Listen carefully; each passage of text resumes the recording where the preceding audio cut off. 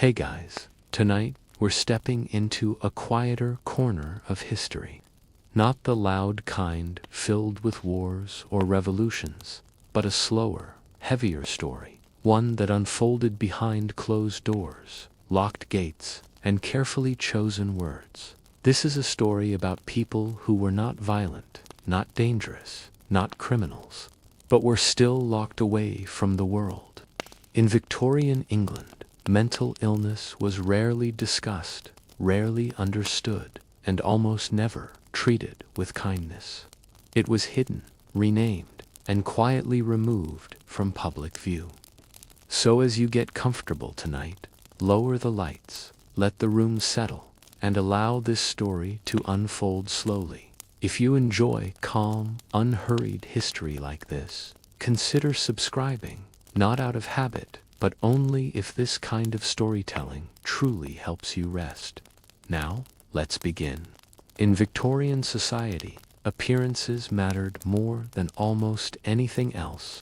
Respectability was a currency, and families guarded it with obsessive care. A clean home, well-dressed children, polite conversation. These things were seen as proof of moral strength. But mental illness did not fit into this carefully arranged image. It was unpredictable, uncomfortable, impossible to display politely. And so, instead of being spoken about openly, it was pushed into silence. A family member struggling with their mind was not called ill. They were called difficult, weak, or simply troubled.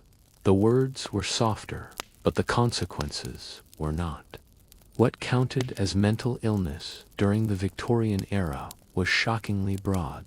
A woman who spoke too loudly, expressed sexual desire, or resisted her husband could be labeled hysterical. A man who drank too much, failed in business, or showed emotional vulnerability could be declared unstable. Grief that lasted too long. Anxiety that interfered with work. Melancholy that refused to fade. These were not seen as human experiences. They were treated as defects. And defects, Victorian society believed, needed to be removed from sight. For families, the fear was not always cruelty. Often, it was panic. Panic about reputation. Panic about neighbors talking. Panic about marriage prospects being ruined. Mental illness was believed to be contagious, not medically, but socially. One mad relative could stain an entire bloodline, so decisions were made quickly, quietly, and with remarkable finality. A letter would be written, a doctor would be consulted, papers would be signed, and just like that, someone could disappear from daily life. Doctors during this period were granted enormous authority, often without accountability. Psychiatry, as a science, barely existed. Diagnoses were vague, based on personal judgment rather than evidence. A physician might declare someone insane after a single conversation. There were no standardized tests, no second opinions required. Once declared unfit, a person's legal rights could vanish almost instantly. Their money could be controlled, their movements restricted, their voice ignored. They became a patient, and patients were expected to obey. The solution offered by society was the asylum. On paper, these institutions were described as places of care, rest, and recovery. They were often built in the countryside, far from crowded cities, surrounded by open land and fresh air. This distance was intentional. The mentally ill were to be removed, not just physically, but psychologically, from everyday life. Out of sight, out of mind. Families were told it was for the best, that their loved ones would be calmer, they're safer, properly supervised. But the reality inside these walls was very different from the promises made outside them. Asylums were overcrowded almost from the moment they opened. Underfunded, understaffed, patients outnumbered caretakers by staggering margins. One nurse might be responsible for dozens of people, each with different needs, fears, and conditions. In such environments, compassion quickly gave way to control. Silence became more valuable than understanding. Obedience more important than healing. Treatments reflected the limited understanding of the human mind. Some patients were subjected to cold baths, believed to shock the brain into order.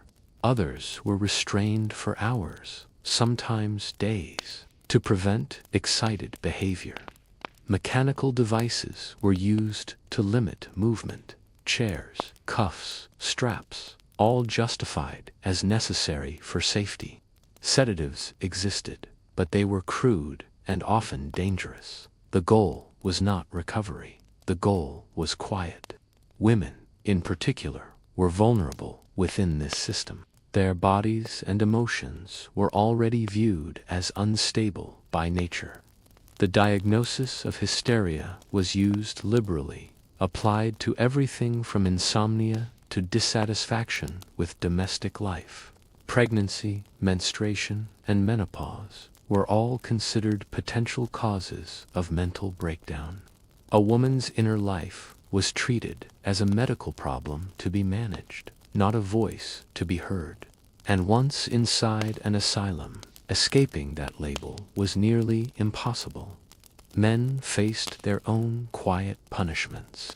A man who could not provide, who broke under financial pressure, or who showed emotional distress was seen as having failed his role.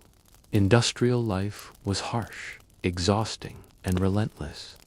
When men collapsed under its weight, they were removed. Their suffering was seen as weakness, not injury. And weakness, like madness, was something Victorian society preferred not to acknowledge. Inside the asylum, time behaved differently. Days blurred together. Routine replaced individuality. Wake up, eat, sit, walk, sleep. Patients were often denied privacy, their personal histories reduced to brief notes in ledgers. Letters sent home were sometimes censored or never delivered at all. Visits, if allowed, were rare. Over time, many patients stopped expecting to leave. The world beyond the walls became distant, unreal, like a dream slowly fading after waking. Yet the most unsettling part of this system was how normal it all seemed to those running it. Asylums were not hidden operations. They were funded by governments, praised by reformers, and visited by officials.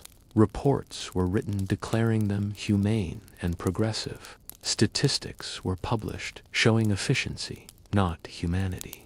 The suffering inside was invisible to those who did not want to see it. And most people did not want to see it. For Victorian society, asylums solved a problem.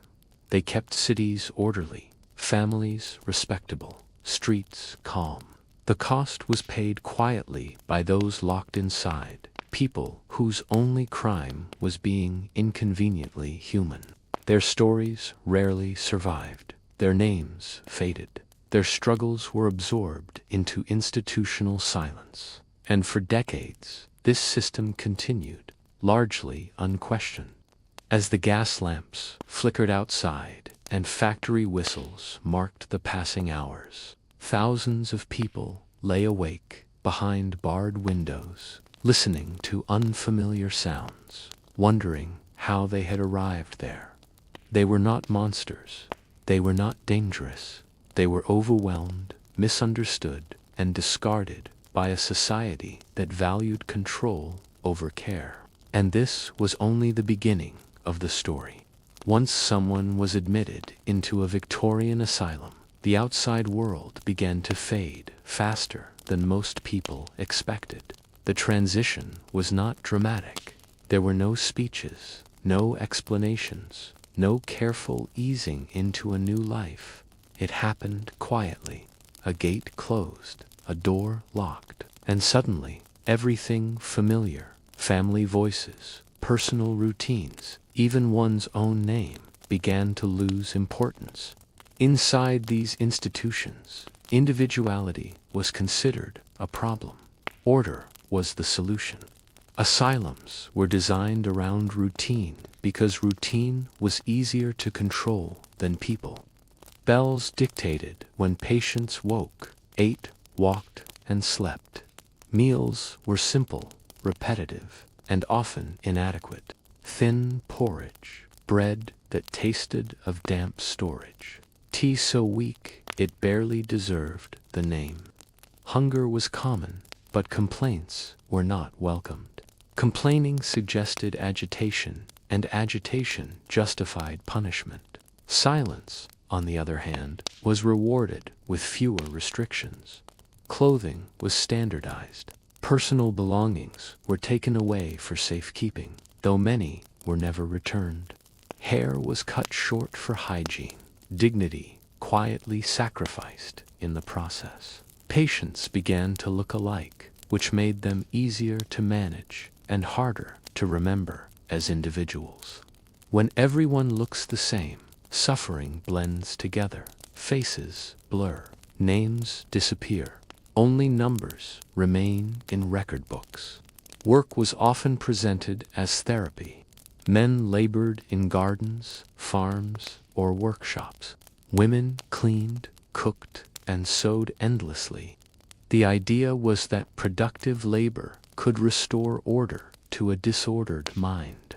In reality, it provided free labor to already underfunded institutions. Exhaustion replaced anxiety. Physical fatigue masked emotional pain. And when patients collapsed under the workload, it was interpreted as further proof of their illness. Violence was rarely acknowledged, but frequently present. Not always dramatic, often quiet. A shove here, a restraint tightened too much there. An extended period of isolation for someone who cried too loudly at night. Staff were overworked, undertrained, and given authority without oversight. Compassion depended entirely on personality, not policy. Some caretakers tried to help, others learned to stop feeling altogether. Isolation rooms were small, cold, and bare. They were meant to calm disturbed patients, but often achieved the opposite. Locked alone with one's thoughts, time stretched unnaturally. Minutes felt like hours, hours blurred into days. With no stimulation, the mind turned inward, amplifying fear, regret, and confusion. For someone already struggling, isolation did not heal, it deepened the wound. Medical treatments reflected desperation more than science.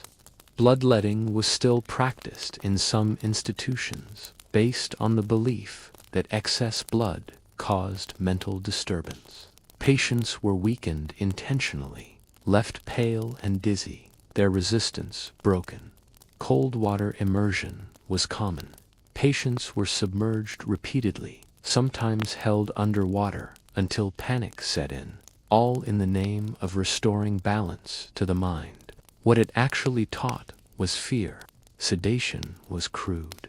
Opium, chloral hydrate, and alcohol-based mixtures were used to dull behavior rather than treat illness. Patients slept heavily, waking, confused, their thoughts slowed and fragmented. This chemical quiet was praised as improvement. A calm patient was considered a successful outcome, regardless of the cost to their inner life.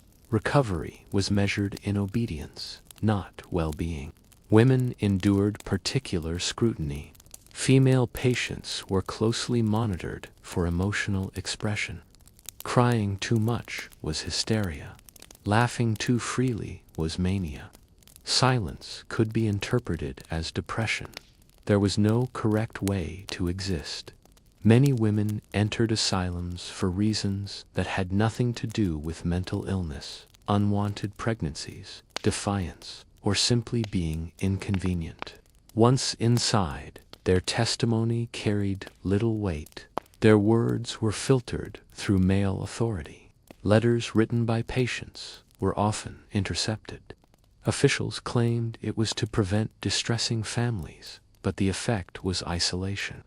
Patients believed they had been abandoned. Families assumed their loved ones were improving quietly. This controlled silence allowed the system to continue without interference. When communication disappears, accountability soon follows. Death inside asylums was common, though rarely discussed. Tuberculosis spread easily in crowded wards. Malnutrition weakened immune systems. Infections went untreated. When patients died, their bodies were recorded, buried, and forgotten.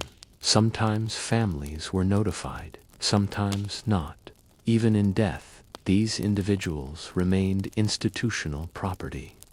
Yet what makes this period unsettling is not just the cruelty, it's how logical it all seemed to those involved.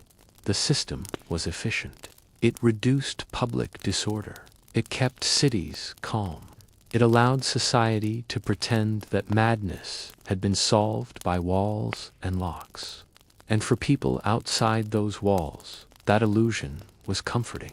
As nights passed inside the asylum, patients learned a painful lesson. Resistance only prolonged suffering. Questioning authority brought consequences. Hope became dangerous. And so many adapted, becoming quieter, slower, less visible. They learned to survive by disappearing emotionally, long before they ever left physically. Outside, Victorian cities continued to glow with gaslight and confidence. Progress marched forward. Industry thrived. Newspapers praised modern institutions. And behind heavy doors, thousands lay awake, listening to distant footsteps in corridors, wondering whether the world still remembered them at all. And most of the time, it didn't. Over time, patients inside Victorian asylums began to lose track of who they had been before the walls. Memory didn't vanish suddenly. It eroded. Small details disappeared. First, favorite foods, familiar streets, the sound of a loved one's voice. Without reminders, the past stopped feeling real. Days inside the institution all looked the same. And when every day is identical, the mind struggles to mark time. Weeks slipped by unnoticed. Years followed quietly. Language itself began to change. Patients spoke less, not because they had nothing to say, but because speaking rarely helped. Words were written down, analyzed, and often used against them. A sentence spoken in frustration could be labeled delusion. A complaint became evidence of instability. Silence, once again, felt safer, and so conversations grew shorter. Eventually, many stopped trying at all. Sleep was irregular and restless. Long wards filled with iron beds echoed with coughing, murmurs, and sudden cries in the night. Privacy did not exist. A nightmare belonged to everyone. Gas lamps burned low, casting distorted shadows on walls that already felt alive. Some patients slept too much, sedated into heavy unconsciousness. Others barely slept at all, trapped in an endless half-wakefulness where time stretched painfully thin. Dreams became vivid, often disturbing. Memories blended with fear, regret, and confusion. Without new experiences, the mind recycled old ones endlessly. For some, dreams became more real than waking life. And when patients spoke about what they saw or heard in their sleep, it was often logged as further proof of madness rather than recognized as the mind's attempt to cope. The concept of cure was vague. Discharge depended less on recovery and more on behavior. A patient who followed rules, worked quietly and caused no disruption could be labeled improved. One who resisted or questioned authority remained indefinitely. The system rewarded compliance, not health. This taught patients a clear lesson. Appearing well mattered more than being well. Families who visited noticed changes. Loved ones seemed distant, flattened, older than their years. Conversations felt awkward, filled with pauses and careful wording. Some visitors felt guilt, others felt relief. The asylum had removed a burden from their lives. That uncomfortable truth was rarely spoken aloud, but it shaped decisions more than anyone liked to admit. Religion played a quiet but persistent role. Chapels inside institutions offered sermons on obedience, patience, and suffering as moral lessons. Pain was framed as purification. Endurance became virtue. Patients were encouraged to accept their condition as part of a divine plan. For some, this brought comfort. For others, it deepened despair, turning illness into a perceived moral failure. Records from the period reveal a chilling calmness. Admissions, restraints, deaths, all documented neatly in ledgers. Human lives reduced to tidy entries. There is no anger in these pages, no urgency, just procedure. Reading them now feels unsettling, not because of what is written, but because of what is not. There is no curiosity about inner worlds, no interest in personal meaning, only management. Children confined in asylums faced a particularly harsh reality. Some were orphaned, others were deemed unmanageable. Their development stalled in environments designed for adults. Play was rare, education minimal. Their understanding of the world formed inside locked wards, shaping a future already narrowed by circumstance. Many grew into adulthood, never knowing anything else. Staff turnover was constant. New attendants arrived hopeful, left hardened. Compassion eroded under long hours and impossible expectations. Burnout was common, though not named as such. Emotional distance became a survival strategy. Caring deeply for dozens of suffering people was unsustainable. Detachment felt necessary. Over time, cruelty could begin to feel normal. What made this system so powerful was not its brutality, but its quiet persistence. There were no mass protests, no dramatic scandals, at least not often. The suffering was spread thin, diluted across thousands of lives, easy to ignore, easy to rationalize. Society accepted the idea that some people simply disappeared behind walls, and that this disappearance was somehow necessary. And as decades passed, as cities expanded and technology advanced, these institutions stood as symbols of order, proof that chaos could be contained, that discomfort could be hidden, that difficult questions about mental health, trauma, and human vulnerability did not need to be answered, only managed. Inside, patients lay awake, listening to the rhythm of footsteps in corridors, learning to measure time by routines they did not choose.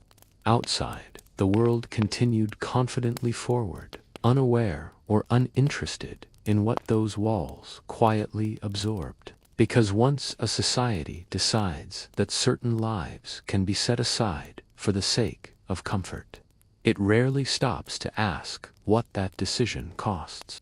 And the cost, slowly, patiently, was human. By the late Victorian period, the walls of the asylum were no longer just boundaries of stone. They had become psychological borders between those considered functional and those quietly removed from society's view. Once inside, a person's identity shifted almost immediately. Names faded into patient numbers. Occupations, talents, past achievements, none of it mattered anymore. What mattered was classification, calm or agitated, cooperative or difficult, improving or incurable. Doctors believed routine could stabilize the mind. Every hour was scheduled. Wake-up bells rang early, regardless of how little sleep someone had managed. Meals were eaten quickly, often in silence. Work followed laundry, cleaning, kitchen labor, farming, if land was available. The work was presented as therapy, but it also kept institutions running cheaply. Patients became unpaid labor, sustaining the very system that confined them. For many, physical exhaustion replaced emotional distress. By the end of the day, the body was too tired to protest. This exhaustion was considered progress. A tired patient was a manageable patient. Stillness was mistaken for healing. Silence was interpreted as peace. But beneath that surface calm, resentment and grief continued to grow, unaddressed and unnamed.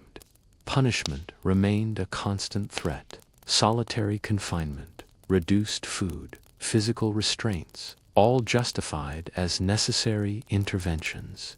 Records describe these measures clinically, with no sense of hesitation. The goal was order. Comfort was secondary. Pain, when acknowledged at all, was framed as temporary and unavoidable. Few questioned whether fear itself was deepening the very conditions they claimed to treat. Women faced particular scrutiny. Emotional expression, crying, anger, defiance, was more readily labeled as hysteria. Grief after childbirth, resistance to domestic roles, or sexual trauma could all result in confinement. Once admitted, women were often diagnosed with vague, shifting conditions that made release unlikely. Their suffering fit too neatly into existing expectations about female fragility. Men, meanwhile, were judged by productivity. A man unable to work or conform to industrial discipline was seen as broken. Injury, unemployment, or trauma could all push someone past the thin line separating hardship from institutionalization. Strength was expected. When it failed, punishment followed quietly. Visitors occasionally toured asylums, presented with clean wards and orderly patients chosen carefully for display. The worst conditions were hidden. The most distressed patients were kept out of sight. These visits reinforced public belief that the system worked, that care was being provided, that those inside were better off than before. Meanwhile, death was common and unremarkable. Tuberculosis, infections, malnutrition, and neglect took lives steadily. Death certificates listed causes plainly, rarely mentioning the conditions that contributed. Burials were simple, often unmarked. Families were informed briefly, sometimes weeks later. Grief had no place in the administrative flow. Over time, patients internalized expectations. They learned how to behave in ways that avoided punishment. They learned which emotions were dangerous to express.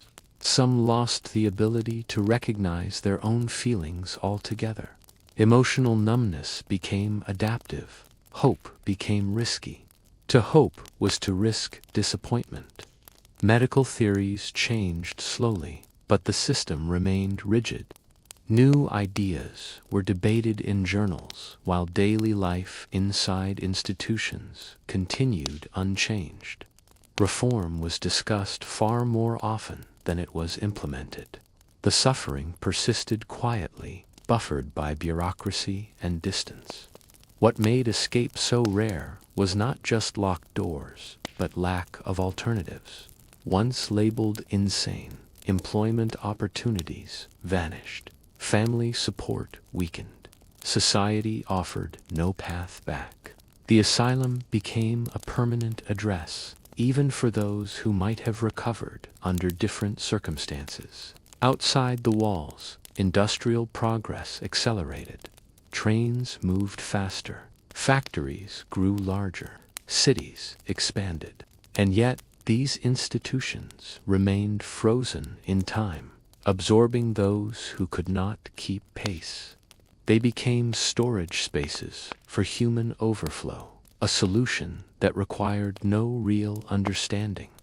At night, when corridors finally quieted, some patients lay awake, listening to distant sounds of the city beyond the walls, carriages, bells, life continuing without them. That separation, the awareness of being left behind, cut deeper than any physical restraint, because the greatest cruelty was not confinement itself. It was being forgotten while still alive. As the Victorian century moved forward, the rhythm of daily life grew faster outside institutional walls, but inside, time seemed to thicken. Hours did not pass so much as they accumulated. Days blended together until memory itself became unreliable. Patients often struggled to recall how long they had been inside. Weeks felt like years, and years collapsed into something shapeless and vague. The architecture reinforced this feeling. Long corridors stretched endlessly, identical doors repeating again and again, making orientation difficult. Windows were placed high, allowing light but denying a clear view of the outside world. Even the sky felt distant, fragmented into small squares of gray. Nature was present only in controlled doses, a courtyard walk, a glimpse of trees beyond fences, never enough to feel grounding. Sleep, ironically, was one of the most fragile aspects of institutional life. Nighttime was not restful. Beds were narrow and often shared rooms amplified every cough, cry, or sudden movement. Some patients suffered from chronic insomnia, lying awake for hours, listening to footsteps of attendants or distant moans echoing through halls. Others slept excessively, their bodies shutting down as a form of escape. Dreams, when they came, were rarely gentle. Many carried memories of factories, accidents, lost children, unpaid debts, or homes they would never return to. Trauma replayed itself without restraint. There was no therapy to unpack these experiences, no language offered to make sense of them. Nightmares were simply endured and forgotten by morning rounds. Morning brought no emotional reset. Fatigue lingered, yet expectations remained unchanged. Patients were expected to rise, wash, eat, and work with mechanical regularity. Any deviation was documented, any resistance interpreted as symptom progression. Exhaustion was not acknowledged as a cause, only as a behavioral issue. The attendants themselves were often overwhelmed, underpaid, and overworked. Many entered the job with good intentions that eroded over time. Compassion required energy, and energy was scarce. Detachment became a survival mechanism. Routine replaced empathy. Cruelty, when it appeared, was often quiet and procedural rather than explosive. Some attendants learned to avoid eye contact. Looking too closely made the work harder. It reminded them that these were not abstract cases, but people with stories painfully similar to their own. A few extra misfortunes, a different birth circumstance, and roles could easily have been reversed. Food was consistent but bland, designed to be economical rather than nourishing. Hunger was rarely extreme, but satisfaction was equally rare. Meals filled the stomach without comforting the mind. Eating became another task to complete, not an experience to enjoy. Letters from family, when they arrived at all, were heavily monitored. Some were withheld to prevent emotional agitation. Others arrived months late, stripped of urgency and relevance. Patients learned not to expect replies. Over time, many stopped writing altogether. Silence felt safer than disappointment. The concept of recovery existed mostly on paper. Discharge was theoretically possible, but practically rare. Improvement had to be proven through prolonged obedience, emotional flatness, and usefulness. Genuine expression risked being misunderstood. Authenticity became dangerous. Outside reformers wrote passionately about humane treatment, about moral care and dignity. Pamphlets circulated. Debates were held. But inside the walls, daily life changed very little. Systems resist transformation, especially when they benefit from inertia. The public preferred reassurance over truth. Believing that institutions worked allowed society to avoid confronting deeper issues: poverty, labor, exploitation, trauma, inequality. Asylums served as proof that problems were being handled somewhere else by someone else.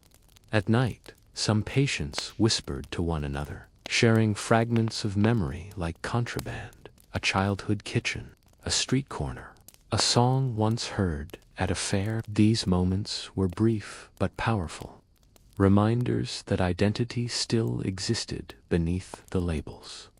Others withdrew completely.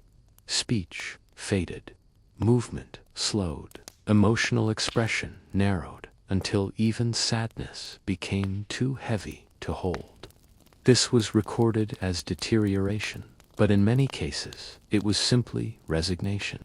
Because when hope is repeatedly punished, eventually it stops forming at all.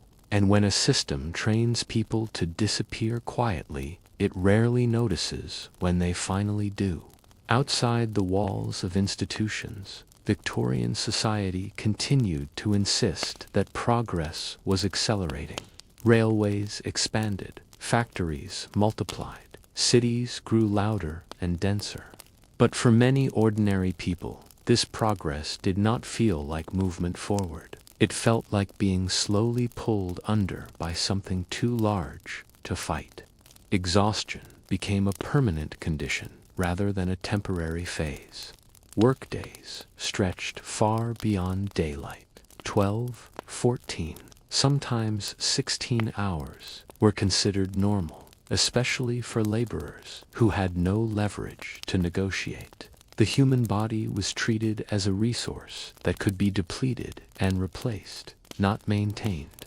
Rest was not framed as necessary for health, but as an indulgence for those who could afford it. Sleep, when it arrived, was shallow and fragmented. Shared housing meant noise was constant coughing, crying infants, arguments, footsteps above and below. Beds were often improvised, thin mattresses stuffed with straw that flattened quickly. Privacy did not exist. The body never fully relaxed because the environment never truly felt safe. Many workers learned to fall asleep instantly out of sheer physical collapse, only to wake hours later, still tired, their muscles aching as if they had never rested at all. This chronic fatigue blurred emotions. Irritability increased. Concentration weakened. Small mistakes became common, and in industrial settings, mistakes could be fatal. Accidents were frequent and brutal. Limbs caught in machines, falls from scaffolding, crushing injuries beneath heavy equipment. Survivors often returned to work too soon, driven by necessity rather than recovery. Pain became something to be managed quietly, not treated seriously. Complaints were seen as weakness. Women carried a different but equally heavy burden. Domestic labor never ended. Cooking, cleaning, laundry, childcare, tasks repeated endlessly with no formal rest period. Many women slept in short intervals, waking repeatedly through the night, to tend to children or household needs. Their exhaustion was normalized to the point of invisibility. Pregnancy offered no pause. Work continued until the body physically could not comply, and often resumed shortly after childbirth. Sleep deprivation, compounded with malnutrition and stress, created long-term health damage that went unnamed and untreated. Children mirrored the exhaustion of adults. Early factory work disrupted natural sleep patterns during critical developmental years. Growing bodies were denied consistent rest, resulting in stunted growth, weakened immunity, and cognitive strain. Childhood, as a protected phase of life, was a luxury few experienced. Doctors occasionally acknowledged fatigue, but rarely understood its cumulative effects. There was no language for burnout, trauma, or chronic stress. Symptoms were treated in isolation: headaches, fainting, irritability, without recognizing the shared root cause. For those who could afford it, sleep became a status symbol. Wealthier households invested in heavier curtains, quieter neighborhoods, separate bedrooms. Sleep was engineered through comfort and isolation, reinforcing class divisions even at night. Rest itself became unequal. Meanwhile, the poor adapted by necessity. They learned to sleep sitting up, to doze during brief pauses, to function while perpetually tired. Society praised this endurance as moral strength, never questioning the cruelty of the conditions that required it. Religious teachings often reinforced acceptance. Suffering was framed as character building. Endurance was virtuous. Complaints were discouraged. Exhaustion was spiritualized rather than addressed. This mindset allowed systemic abuse to persist without widespread rebellion. Nighttime offered little relief.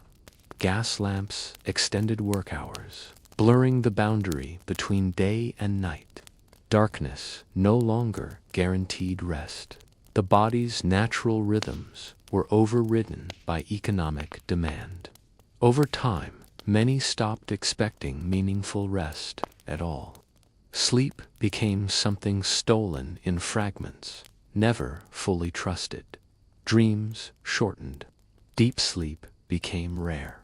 Life was lived in a constant state of low-grade depletion, and when the body finally failed through illness, injury, or mental collapse, the system framed it as personal failure rather than predictable outcome, because it was easier to blame the exhausted individual than to question an exhausted society. Over time, something quieter and more dangerous than exhaustion settled into Victorian life. It wasn't just tiredness anymore. It was numbness, a slow emotional flattening that made suffering feel ordinary and resistance feel pointless. People didn't just endure hardship, they adjusted their expectations downward until pain became the baseline. When every day demanded more energy than the body could reasonably give, the mind learned to conserve itself. Feelings dulled, curiosity faded.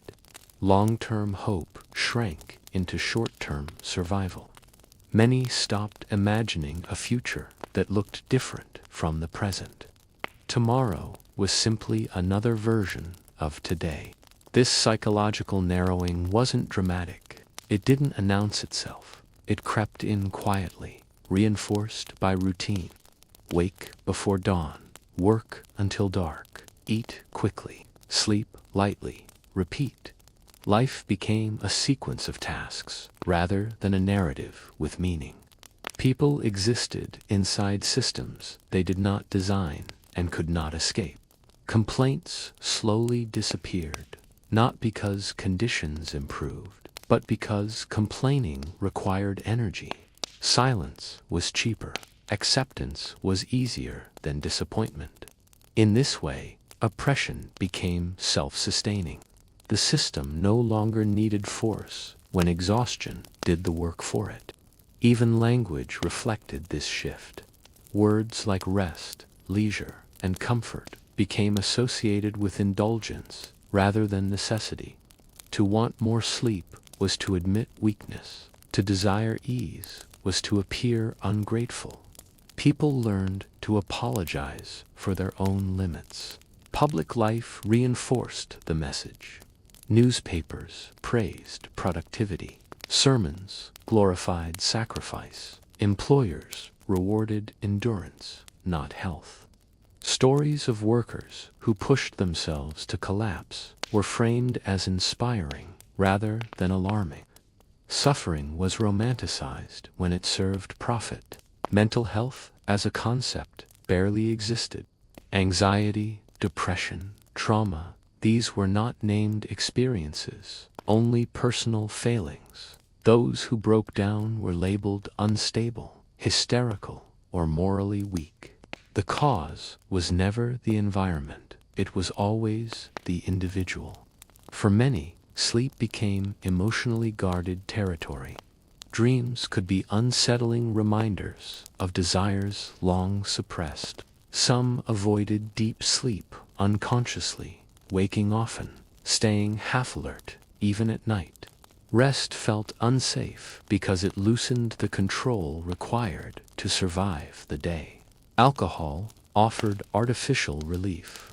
Pubs filled nightly with workers numbing their fatigue and frustration. Drinking blurred the edges of reality, offering temporary escape at the cost of deeper exhaustion the next morning. The cycle fed itself. Family life absorbed this emotional dulling as well. Parents, drained of patience, became distant. Affection turned practical rather than expressive. Love existed, but it was muted, rationed carefully so it wouldn't interfere with survival. Emotional warmth was a luxury few could sustain consistently. Children grew up watching adults endure silently, learning early that life was something to be survived rather than enjoyed. Expectations were inherited along with poverty. The future felt What made this state especially powerful was how normal it appeared. Entire neighborhoods lived this way. When everyone around you is exhausted, exhaustion feels natural.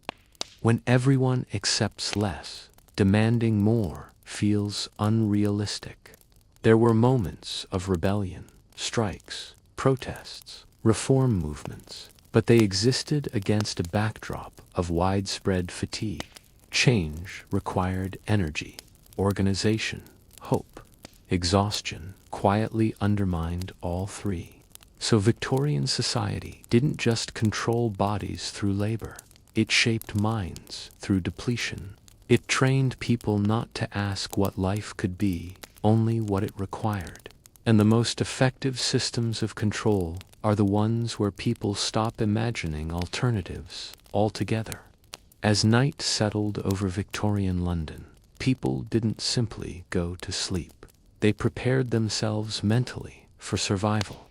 Bedtime wasn't rest. It was a ritual of small defenses against a world that rarely showed mercy. The routines people followed after dark were shaped less by comfort and more by fear, habit, and quiet belief. Many homes went dark early, not because people were rested, but because light was expensive. Candles were rationed carefully. Oil lamps were dim and unreliable. Shadows filled corners easily, and imagination did the rest. Darkness wasn't empty. It felt occupied. Sounds traveled farther at night, and every unfamiliar noise carried weight. Doors were checked more than once. Windows were covered, even when glass was cracked or missing. A simple bolt offered psychological safety more than real protection. For those living near busy streets, sleep came in fragments, broken by footsteps, carts, shouting, or distant arguments that never fully faded. In poorer homes, entire families slept in the same room, sometimes the same bed. Privacy didn't exist. Bodies shared warmth because fuel was scarce. Illness spread easily in these tight spaces, but separation wasn't an option. Sleep was communal, restless, and light. People believed night was dangerous, not only physically, but spiritually. Superstitions flourished in the dark. Many feared spirits, omens, or unseen forces that moved more freely after sunset. Prayers were whispered before sleep, not always from faith, but from habit and fear of what might come. For some, religious ritual offered comfort. For others, it offered structure. Saying the same words each night created predictability in lives that lacked control. Even those who doubted believed enough to repeat the ritual just in case. Hope didn't need certainty. It only needed repetition. Small personal coping habits emerged quietly. A certain position in bed, a familiar object kept nearby, a routine thought repeated until sleep arrived. These were primitive forms of self-soothing, developed instinctively in response to constant stress. Dreams, when they came, were often vivid and unsettling. Hunger, illness, and exhaustion bled into the mind. Nightmares weren't interpreted as psychological responses, but as messages or warnings. A bad dream could influence decisions the next day, adding another layer of anxiety to already fragile lives. Some avoided sleep altogether when possible. Staying awake felt safer than surrendering consciousness. Night workers existed not just because of labor demands, but because certain people learned to trust wakefulness more than rest. Fatigue was familiar. Sleep was unpredictable. The city itself never fully slept. Factories ran late. Trains moved through the night. Taverns stayed loud. Somewhere, something was always happening. Silence was rare, and when it arrived, it felt unnatural, almost threatening. In wealthier homes, night routines looked calmer on the surface, but anxiety still lived there. Locks were stronger, beds softer, rooms warmer, yet fear persisted. Reputation had to be protected. Scandal hid easily in darkness. Privacy didn't guarantee peace. Servants often slept lightly, trained to respond at any hour. Bells could ring. Needs could arise. Rest was conditional. Even in grand houses, someone was always half awake. Sleep, across all classes, became a negotiated state. People didn't trust it fully. They entered it cautiously, prepared to wake at any moment. True deep rest was rare, not because bodies didn't need it, but because minds never felt safe enough to allow it. Over generations, this shaped behavior. People became accustomed to living tired. They stopped remembering what fully rested felt like. Exhaustion wasn't a temporary condition. It became identity. And perhaps the most haunting part is this. Many didn't realize anything had been taken from them. They believed this was simply how life worked. Because when fatigue lasts long enough, it stops feeling like a problem and starts feeling like reality. By the end of the Victorian era, something subtle but permanent had settled into everyday life. Not a law, not a reform, but a quiet expectation that living meant enduring, that tiredness was normal, that pain was something to work around, not question. People carried this mindset forward without realizing it. Children grew up watching exhausted adults function anyway. They learned early that rest was optional, even suspicious. Idleness was criticized. Stillness was moral failure. Sleep was permitted, but never celebrated. Industrial time changed how people understood their own bodies. Clocks mattered more than fatigue. Shifts mattered more than symptoms. If you could stand, you could work. If you could speak, you weren't sick enough. The body became a tool expected to comply. Medical language reflected this attitude. Doctors often dismissed chronic exhaustion as weakness of character or poor discipline. Emotional distress was rarely treated as real. Pain without visible injury was doubted. Suffering had to be obvious to be legitimate. This created silence. People stopped describing how they felt. They learned to minimize symptoms, even to themselves. Complaints were framed as failures. Endurance became virtue. Silence became strength. Over time, this reshaped social behavior. People measured worth through output. Long hours were admired. Overwork became proof of seriousness. Rest looked like laziness. Sleep looked like indulgence. Even leisure was structured. Time off had purpose. Walks were for health. Reading was for improvement. Pleasure without justification felt wrong. Enjoyment needed explanation. What's unsettling is how familiar this still feels.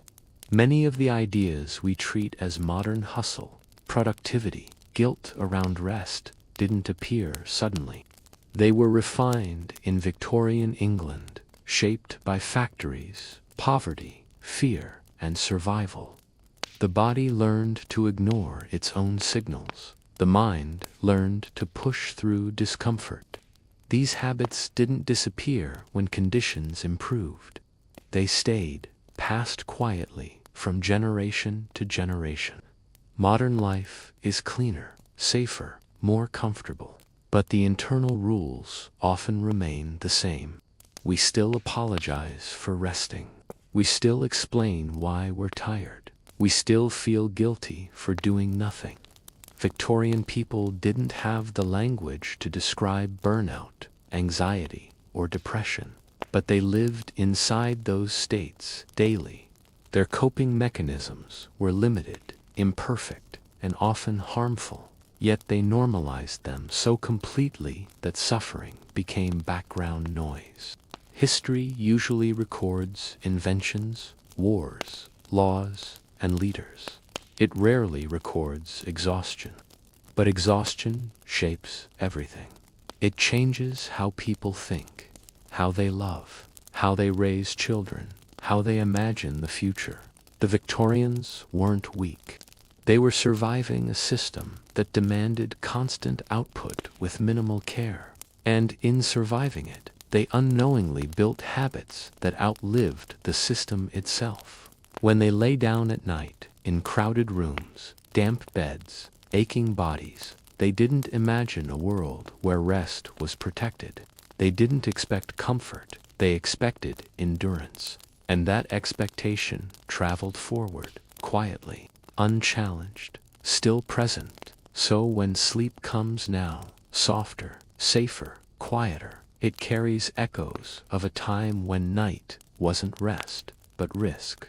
When closing your eyes meant trusting a world that rarely earned that trust. Understanding that doesn't fix everything, but it explains why rest can feel uncomfortable, why slowing down feels wrong, why doing nothing feels like something you have to earn. These aren't personal failures, they are historical habits, and sometimes the most radical thing you can do is simply lie still and let your body do what generations before you were never allowed to do: rest.